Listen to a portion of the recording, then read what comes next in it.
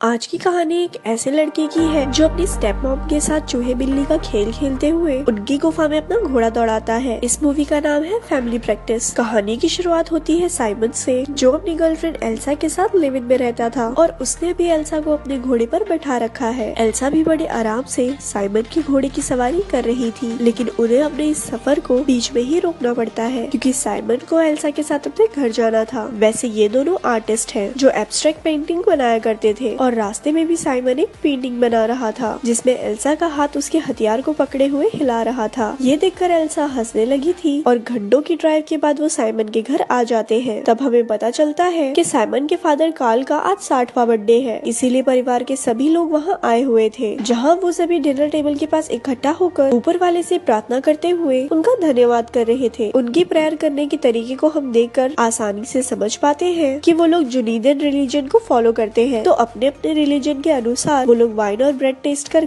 Party को शुरू करते हैं। अब इतने रिश्तेदार आए हुए थे तो वो सब साइमन से उसकी जिंदगी के बारे में बात करते हुए उसके मजे लेने ही लगे थे कि तभी कार्ल बीच में आकर साइमन को उनसे दूर कर देता है। वही खड़े खड़े साइमन देखता है कि उसकी मॉम एग्नेस एल्सा से काफी घुल मिल गई थी। तभी उसकी नजर पड़ती है उसकी स्टेप मॉम सेल्जा पर, जिनके साथ कार्ल मजे किया करते थे। साइमन जिस तरह से सुलझा को देख रहा था उसे देखकर हम इजीली समझ पाते हैं कि वो भी सुलझा को पसंद करता है। अब कार्ल ज्यादातर समय अपनी गर्लफ्रेंड सोजा के साथ ही बिता रहा था, इसीलिए एग्नेस थोड़ा नाराज रह रही थी और अपनी मॉम की नाराजगी को साइमन ने भी नोटिस कर लिया था। ये सब भुलाकर सभी साथ में खुशी खुशी केक काटते हैं, जिसके बाद साइमन एल्सा से जाकर गले लग रहा था और वही किचन में एग्नेस सबके लिए केक लेने आई हुई थी, जिस दौरान अचानक से उन्हें एक दौरा पड़ता है और वो वहीं पर गिर पड़ती है। अब गिरने की आवाज सुनकर सब आकर उन्हें होश में लाने की कोशिश कर रहे थे और एग्नेस की हालत को देखकर सबसे ज्यादा परेशानी कार्ल को होती है। वैसे मैं आपको बता दूं कि कार्ल एक डॉक्टर होने के साथ एक आर्टिस्ट भी है, जिन्हें एब्स्ट्रैक्ट पेंटिंग करने का शौक है। बेबी इन्हीं की काबिलियत इनके बेटे साइमन को मिली हो। कार्ल एक डॉक्टर था तो वो अपनी वाइफ को संभाल लेता है। इस इंसिडेंट की वजह से पार्टी खत्म हो गई थी, इसीलिए साइमन भी एल्सा के साथ शहर लौट गया था। अब साइमन अपनी मॉम की वजह से थोड़ा परेशान था, तो एल्सा वही उसके अपार्टमेंट में रुक कर रात भर साइमन के घोड़े पर बैठकर उसे भी अपने साथ खुशियों की राह पर ले जाती है। अगली सुबह साइमन अपनी सारी पेंटिंग्स लेकर एल्सा के पास जाता है, जहाँ वो दोनों वो सारी पेंटिंग्स को किसी ऑक्शन में भेजने की तैयारी में थे। तभी वहाँ एग्नेस आकर साइमन को बताती है कि वो कार्ल के साथ एक वीकेंड पे जा रही है, तो साइमन को घर आकर कार्ल के हॉस्पिटल में काम करना होगा। साइमन भी समझता था कि इस वेकेशन की वजह से उसके पेरेंट्स करीब आ सकते थे, लेकिन इस चक्कर में वो अपनी पेंटिंग्स को ऑक्शन में नहीं भेज पाता। आगे हम देखते हैं कि साइमन अकेले ही घर जा रहा था क्योंकि एल्सा बहुत ही बिजी थी। घर आने पर कार्ल साइमन को सारी चीजें समझाता है कि किन किन चीजों का उसे नोट्स बनाकर रखना होगा, जिसके बाद वो एग्नेस के साथ वेकेशन के लिए निकल जाता है। वैसे उन दोनों को साथ में खुशी खुशी जाते देखकर सोनिया कुछ खास खुश नहीं थी। उनके जाने के बाद शाम में साइमन एल्सा के साथ एक इवेंट देखने जाता है, फिर वापस आकर अपने काम करने के साथ पार्क में अपने कजिन के साथ मस्त चिल कर रहा था कि वहाँ सोल्जा आ जाती है, जो उसके प्रोफेसर में काफी दिलचस्पी लेती है। लेकिन सोल्जा की बातों से साइमन हर्ट हो जाता है और जब किचन में सोल्जा कॉफी लेने आती है तो वो सारी कॉफी बेसिन में डालकर अपने रूम में चला आता है। अब रात में वो कुछ पेंटिंग्स बनाने का ट्राई कर रहा था, लेकिन माइंड डिस्टर्ब होने की वजह से वो कुछ ड्रॉ नहीं कर पाता। तभी वहाँ उसका कजिन आता है और एक मीट के टुकड़े को अपने डॉगी को दिखाकर उसे चढ़ाता है। डॉगी के भौंकने की वजह से काफी शोर हो रहा था, इसीलिए साइमन उस मीट का टुकड़ा उस डॉगी के पास फेंक कर उसे शांत करवा देता है। अगली सुबह साइमन नोटिस करता है कि सोनिया फोन पर गुस्से में कार्ल से बातें कर रही है और जब उसे कार्ल का फोन आता है तो वो समझ जाता है कि सोनिया इसीलिए गुस्से में है क्योंकि कार्ल एग्नेस के साथ बीच पर गया था और इस बीच पर सब लोग अपना उतार कर जाते हैं। वैसे कार्ल उसे समझा रहे थे कि वो सोनिया को परेशान ना करे, जिसके बाद वो अपने अंकल के साथ मिलकर काम करता है और जब वो सोनिया से माफी मांगने के लिए उसके कैबिन में जाता है तो वहाँ उसकी मुलाकात एक पेशेंट से होती है। इस वजह से वो उस टाइम पर सोनिया से माफी नहीं मांग पाता, लेकिन थोड़ी देर बाद वो सोनिया के पास आकर उससे माफी मांगता है और अपने इस लाइफ से परेशान सोनिया खुद को कंट्रोल नहीं कर पाती और साइमन के सामने ही फूट फूट कर रोने लगती है। साइमन भी उसे संभालता है और उस दरमियान सोनिया साइमन को हक कर लेती है, जिससे उनके बीच एक ऑकवर्ड सा मूवमेंट बन गया था, लेकिन कुछ हो उससे पहले दोनों एक दूसरे को संभाल लेते हैं। लेकिन इस इंसिडेंट के बाद से ही साइमन सोनिया के ख्यालों में ही डूबा रहता है। इवन एल्सा के साथ होने पर भी वो सोनिया के बारे में ही सोच रहा था। अब अगले दिन वो सोनिया से बात करना चाह रहा था, लेकिन सोनिया को किसी काम की वजह से